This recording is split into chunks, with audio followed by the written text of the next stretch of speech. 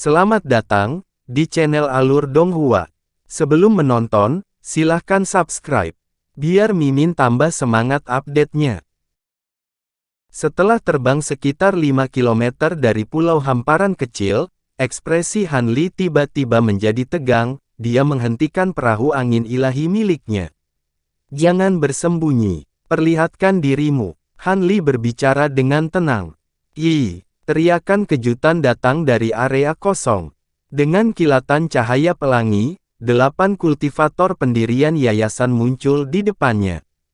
Han Li, untuk mendapatkan pil debu, kamu dan Bengko Jiwa membunuh murid Tuan Istana Laut Bintang dan para kultivator lain yang terlibat.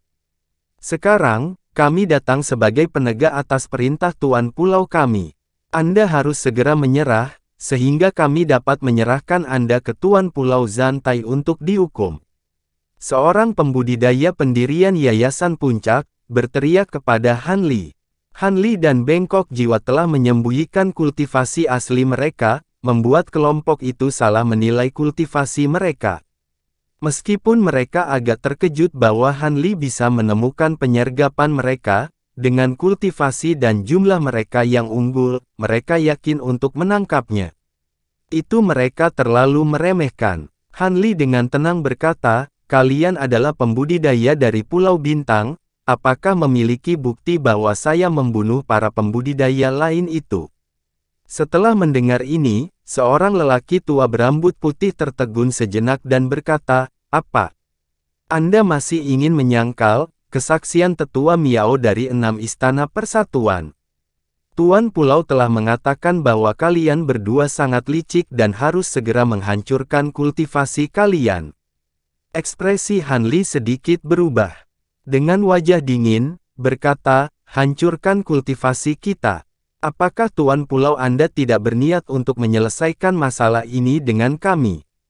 Hehe. Kalian berdua telah melarikan diri selama beberapa tahun, bukti telah lama dikumpulkan. Apa yang harus diselesaikan? Semuanya. Mari kita bawa keduanya kembali untuk mendapatkan hadiah. Pria tua berambut putih itu menoleh, tiba-tiba, para pembudidaya, melepaskan alat sihir mereka ke arah Han Li dalam garis-garis cahaya. Han Li matanya terbuka lebar. Bagaimana mungkin ini untuk menghancurkan kultivasinya? Sepertinya niat mereka untuk membunuh. Dia tidak tahu apakah ada yang salah atau tidak. Han Li tidak punya pilihan selain menyingkirkan para pembudidaya ini. Jiwa Bengkok, bunuh mereka. Jangan biarkan satu pun melarikan diri. Suara Han Li keras. Jiwa Bengkok, yang telah berdiri di belakang Han Li, melangkah maju dan melepaskan cahaya merah darah. Setelah beberapa saat, seluruh tubuhnya diselimuti oleh cahaya yang menyilaukan. Kemudian, cahaya kuning menyala di bawah kaki Bengkok Jiwa dan dia menembak ke arah alat sihir yang mendekat. Beberapa kilatan cahaya, pancaran alat sihir yang masuk menghilang, dan mereka langsung diselimuti oleh penghalang cahaya merah darah selebar 100 meter, menjadi benar-benar lamban. Jiwa Bengkok muncul di tengah cahaya merah darah dan membentuk mantra tangan, tahan. Tiba-tiba, alat sihir bergerak maju dan menembak ke arah sisi Jiwa Bengkok. Dengan lambaian lengan bajunya, dan menghilang. Jiwa Bengkok mengalihkan perhatiannya dan membuat mereka tercengang. Kultivator formasi inti. Dia seorang kultivator formasi inti. Kultivasi sejati Jiwa Bengkok terungkap. Kultivator yang meneriakkan ini menjadi pucat. Yang lain sama-sama terkejut, dua pembudidaya segera berbalik dan buru-buru bergegas pergi. Pemimpin mereka, lelaki tua berambut putih, tidak lagi memiliki arogansi. Hanya ekspresi tidak percaya yang tersisa. Di bawah perintah Han Li, Jiwa Bengkok tidak membiarkan siapapun melarikan diri. Matanya menjadi merah seperti darah sementara dia tanpa emosi menatap dua orang yang melarikan diri. Dia mengangkat tangannya dan menembakkan sinar merah-merah yang bergerak dengan kecepatan ekstrim.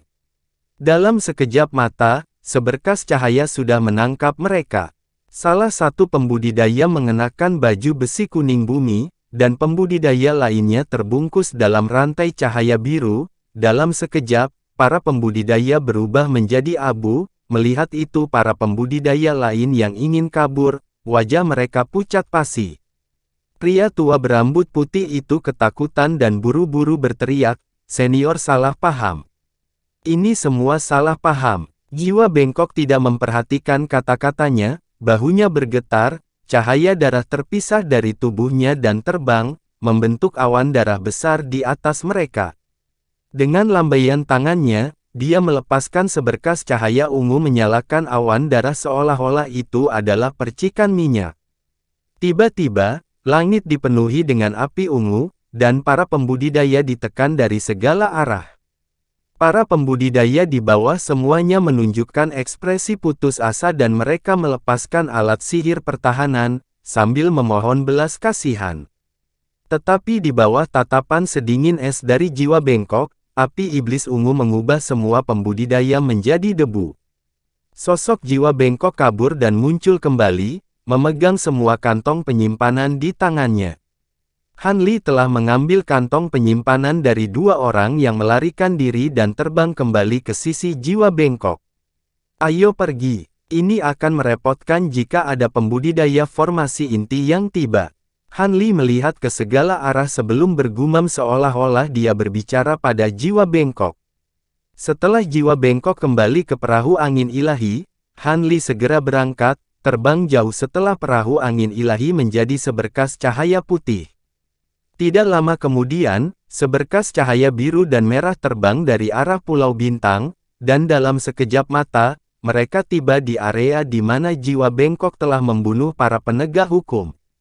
Setelah pancaran menyilaukan memudar, seorang lelaki tua dengan ekspresi licik dan seorang lelaki parubaya yang memancarkan ki abu-abu muncul mengambang di udara.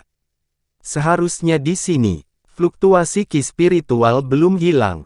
Sepertinya pembunuhnya baru pergi. Pria parubaya itu berkata dengan muram.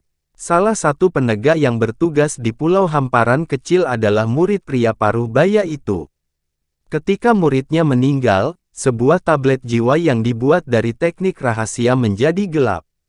Pria parubaya itu langsung tahu bahwa muridnya telah mengalami kecelakaan. Dia saat ini menjadi tamu di gua immortal teman baiknya. Mereka terbang secepat mungkin, tapi dia tidak menyangka dia akan terlambat. Setelah menunjuk ke arah Han Li melarikan diri, dia perlahan berkata, "Tuan Pulau Yuan." Dia seharusnya melarikan diri ke arah itu. Saya akan menggunakan teknik pelacak untuk menyelidiki sejenak. Jika kita mengejar si pembunuh, ada kemungkinan 30% kita akan bisa mengejarnya. Baik, jika kita berdua mengejar, kita pasti akan menghentikan si pembunuh. Tubuh pria parubaya itu dengan ki abu-abu dengan ekspresi menyeramkan. Menurut benturan ki spiritual, tampaknya pembunuhnya pembudidaya formasi inti, tidak tahu apakah ada kultivator lain yang menemani. Apakah rekan Daois Yuan yakin ingin bertarung dengan kultivator dengan kekuatan yang sama, hanya untuk seorang murid biasa? Pria tua itu tiba-tiba mengubah topik pembicaraan dan berusaha meyakinkan pria parubaya itu. Pria parubaya itu awalnya tercengang, tetapi segera menjawab dengan wajah tidak senang, "Jangan bilang muridku mati sia-sia.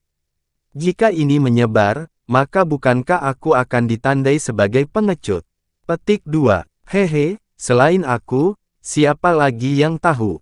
Bukan hanya pembunuhnya pembudidaya formasi inti, tetapi karena dia berani membunuh di dekat Pulau Bintang, dia pasti bukan orang dari Laut Barat Daya, tidak akan ada yang tersebar dan saya bukan seseorang tukang gosip. Saat kita kembali dan katakan bahwa kita datang terlambat, maka masalah ini akan selesai. Jika tidak, Anda akan melawan kultivator yang tidak dikenal dengan peringkat sama untuk murid biasa. Risikonya tidak sepadan. Setelah mendengar ini, kemarahan Tuan Pulau Yuan berangsur-angsur menghilang, dan dia merenung. Setelah itu, ekspresinya menjadi lebih tenang dan dia berkata, "Terima kasih banyak atas peringatan rekan Daoiski. Saya berterima kasih. Mari kita kembali. Di masa depan, saya akan memperlakukan klan murid itu dengan sangat baik." "Itu akan sesuai," Karena kita adalah orang-orang yang mengejar dao abadi untuk waktu yang lama, hidup kita bahkan lebih berharga. Jika kita ingin menghadapi bahaya, maka itu harus dibayar setara. Kata lelaki tua itu sambil menyembunyikan senyum sinis. Namun, para penegak ini harus berjaga-jaga di gua immortal sewaan pulau kecil. Bagaimana mereka bisa memprovokasi seorang kultivator formasi inti yang bepergian? Mungkinkah mereka memiliki hubungan dengan 2 buronan dari 3 pulau utama dan 6 istana bersatu? Pria parubaya itu menjadi bingung meskipun banyak pertimbangan. Cukup, itu tidak ada hubungannya dengan kita. Hubungan Anda dengan 6 istana bersatu terlalu dangkal untuk mengejar keduanya. Karena saya adalah wakil tuan pulau dan Anda adalah tuan pulau, apakah ada gunanya mengkhawatirkan hal ini secara membabi buta? Pria tua itu mendengus dan memasang ekspresi masam. Setelah mendengar ini, pria parubaya itu tersenyum tipis. Setelah itu, Tuan Pulau Yuan dan lelaki tua itu mengobrol sejenak sebelum kembali ke pulau itu. Han Li tidak memiliki cara untuk dapat selesai dengan sendirinya. Karena itu, dia terus terbang ke timur laut karena dia sekarang menjadi buronan dan tidak bisa lagi tinggal di laut barat daya. Namun, jika dia pergi ke tempat lain, dia akan membutuhkan peta area, tetapi Han Li hanya memiliki peta laut barat daya. Karena ini, Han Li berhenti di Pulau Acak setelah sebulan terbang. Meskipun pulau itu tidak besar, memiliki kota pasar yang sangat makmur karena lokasinya di perbatasan Laut Barat Daya dan wilayah lainnya. Han Li menyembunyikan penampilannya dan jiwa bengkok menggunakan teknik rahasia. Dengan demikian, terlepas dari mereka yang memiliki kultivasi lebih tinggi daripada jiwa bengkok, mereka hanya akan dapat melihat cahaya merah samar dengan indera spiritual mereka. Han Li membeli bahan dari kota pasar pulau dan membeli banyak catatan yang menyajikan informasi berbagai area laut bintang tersebar dan peta masing-masing. Dia akhirnya menghabiskan cukup banyak batu roh. Ada beberapa toko di pulau itu yang sangat senang. Setelah membeli semua yang dia inginkan, Han Li tidak berani berlama-lama dan meninggalkan pulau kecil itu pada hari yang sama. Sambil duduk di perahu roh angin, Han Li mengeluarkan batu giok dan membacanya dengan cermat. Setelah beberapa waktu, dia menghela nafas panjang, melemparkan slip batu giok ke dalam kantong penyimpanannya. Setelah membaca slip batu giok, Han Li memiliki pemahaman umum tentang laut bintang yang tersebar. Laut bintang yang tersebar sangat besar, tidak ada yang benar-benar tahu seberapa luasnya. Karena tidak ada yang mencoba menjelajahi keseluruhannya, peta laut hanya memetakan sebagian kecil dari laut bintang yang tersebar. Ini diakui oleh semua pembudidaya dari laut bintang yang tersebar. Wilayah laut yang dieksplorasi biasanya disebut sebagai laut bintang dalam, sedangkan wilayah yang belum dijelajahi dikenal sebagai laut bintang luar. Biasanya ketika seseorang berbicara tentang laut bintang tersebar, mereka sebenarnya mengacu pada laut bintang dalam. Laut bintang juga dikenal dengan nama menakutkan dari Laut Iblis dan merupakan rumah bagi binatang iblis raksasa yang tak terhitung. Mereka dikatakan tidak lebih lemah dari pembudidaya Nas Chen Sol. Pembudidaya kelas rendah yang tidak berkelana ke laut bintang luar akan menganga setelah mendengar ini. Di zaman kuno, apakah itu laut dalam atau luar, binatang iblis berkuasa, dan para pembudidaya terjebak di pulau-pulau kecil yang terpencil. Setelah kurun waktu, generasi sebelumnya dari laut berbintang tersebar berhasil membunuh binatang iblis satu persatu, membuka jalan bagi pengembangan dalam pulau laut berbintang saat ini. Sampai hari ini, negara adidaya bernama Istana Bintang memerintah seluruh laut bintang yang tersebar. Negara adikuasa ini telah ada begitu lama, bahkan catatan kuno tidak menyebutkan kapan pertama kali terbentuk. Sementara asal-usulnya tidak pasti, beberapa percaya bahwa itu didirikan oleh para tetua kuno yang melenyapkan binatang iblis. Yang lain mengatakan bahwa seorang pahlawan kuno menyatukan laut bintang yang terserak pada saat itu, dan masih banyak rumor lainnya. Istana Bintang saat ini telah mendirikan kota bintang surgawi transenden, di sebuah pulau besar di pusat Laut Bintang yang tersebar. Ini adalah dua penguasa kota, Sage Bintang Surgawi, memerintah seluruh sekte dari kota mereka. Kedua penguasa kota itu sangat misterius dan tidak pernah meninggalkan kota bintang surgawi atau mengungkapkan diri mereka di depan umum. Dengan demikian, tidak ada orang luar yang melihat penampilan mereka yang sebenarnya. Namun, dikabarkan bahwa kedua orang bijak itu bukanlah pembudidaya Naschen Soul tahap akhir, tetapi mereka adalah makhluk ilahi tahap transformasi dewa. Bagaimanapun, Sage Bintang Surgawi telah terkenal selama hampir 1000 tahun. Terlepas dari Istana Surgawi dan Kota Bintang Surgawi, ada 8 wilayah luar dan 4 wilayah dalam di Laut Bintang Dalam. Masing-masing dari 3 pulau terbesar di wilayah tersebut bertugas untuk mengatur secara langsung wilayahnya masing-masing. Kota-kota ini secara kolektif dikenal sebagai 24 kepulauan bintang luar dan 12 kepulauan bintang dalam. Mereka semua tunduk pada kota bintang surgawi. Adapun pulau bintang kecil yang pernah ditinggali Hanli, itu adalah salah satu pulau bintang luar kota bintang surgawi. Dengan penambahan banyak pulau kecil di pulau bintang, Istana Bintang benar-benar memiliki otoritas. Tetapi yang paling penting adalah, Istana Bintang menunjuk penguasa pulau bintang melalui dua metode. 12 kepulauan bintang dalam masing-masing dikelola oleh 6 orang yang dipilih oleh 2 orang bijak agung. Adapun 24 pulau bintang luar, kota bintang surgawi akan menjadi tuan rumah kompetisi 100 tahun di mana pemenang terakhir masing-masing akan menjadi penguasa pulau dan menikmati status penguasa daerah. Dengan demikian, kompetisi 100 tahun yang diselenggarakan di kota bintang surgawi dikenal sebagai Majelis Pemilihan Bintang. Setiap kali diadakan, hampir semua pembudidaya kelas tinggi dari Laut Bintang terserak berkumpul di kota. Beberapa pembudidaya datang dengan mimpi menjadi penguasa pulau, sementara yang lain hanya ingin memperluas wawasan atau bersosialisasi. Bahkan ada yang ingin menggunakan kesempatan untuk bertukar pil obat, bahan, seni kultivasi dan barang-barang lainnya. Karena itu dianggap sebagai kesempatan langka, kota bintang surgawi penuh sesak selama waktu ini. Tetapi bahkan tanpa majelis pemilihan bintang, kota bintang surgawi adalah kota yang ramai di mana para penjahat dan pahlawan tinggal.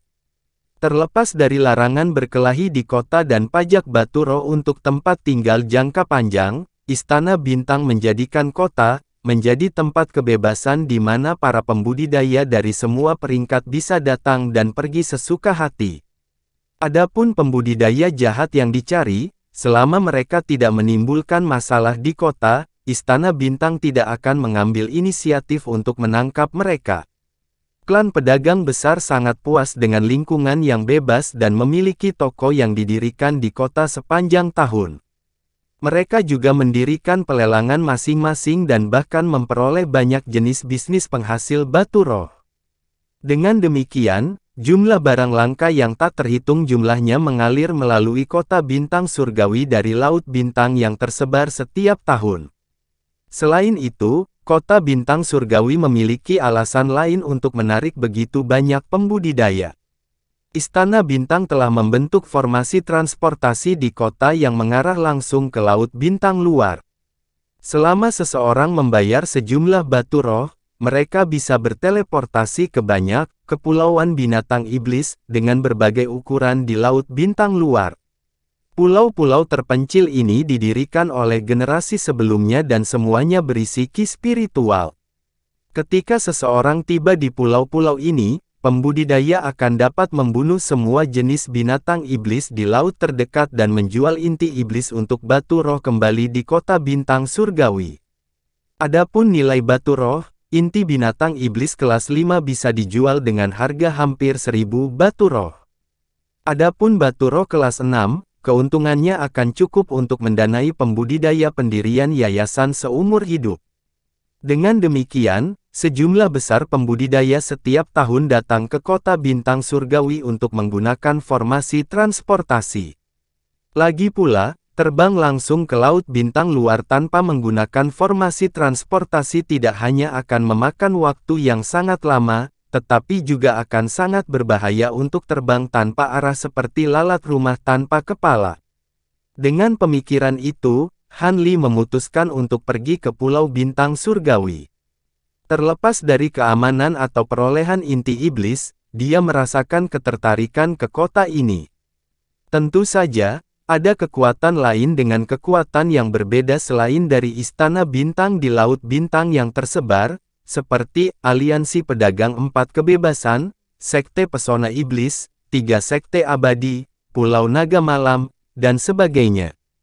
Tentu saja, Pulau Zenith Yin dan 6 istana bersatu juga merupakan kekuatan utama. Setelah Han Li diam-diam menyimpan informasi ini dalam pikirannya, dia mengeluarkan peta laut bintang yang tersebar dan melihatnya. Setelah memutuskan tujuannya, Han Li mengubah perahu roh angin menjadi seberkas cahaya putih. Beberapa bulan kemudian, Han Li berdiri di atas kapal karena lelah perjalanan panjang tanpa henti. Perjalanan yang begitu panjang dan sulit sebenarnya merupakan pengalaman yang langka bagi Han Li. Ini karena selama perjalanannya, ia berusaha untuk mengolah teknik pengembangan hebat sambil terbang dengan alat ajaibnya. Sejak awal, multitasking telah terbukti sangat menantang, dan teknik yang membagi kesadaran seseorang untuk mengendalikan banyak boneka tidak mudah untuk diolah. Saat dia membagi perhatiannya saat berkultivasi, dia sering membuat banyak kesalahan. Perahu angin ilahi kadang-kadang mulai terbang miring, membuatnya tidak dapat berkonsentrasi. Dia tidak membuat kemajuan apapun selama beberapa hari, tetapi pepatah lama mengatakan usaha tak mengkhianati hasil. Setelah upaya dan gangguan yang tak terhitung jumlahnya, Han Li akhirnya bisa dengan paksa mengolah teknik pengembangan besar saat terbang. Namun, Han Li telah menyerah pada multitasking dan fokus untuk terbang ke depan sambil berdiri di depan perahu angin ilahi. Setengah bulan kemudian, Han Li telah tiba di dekat kota bintang surgawi mengingat pengaturan pulau-pulau terpencil yang telah dia lewati. Setelah beberapa saat, ekspresi Han Li sedikit berubah setelah dia samar-samar melihat titik hitam di kejauhan yang tampak besar. Han Li langsung menginjak alat ajaibnya, mempercepatnya. Terima kasih sudah menonton, sampai jumpa di episode selanjutnya. Jangan lupa subscribe, like, dan nyalakan loncengnya. Sampai jumpa.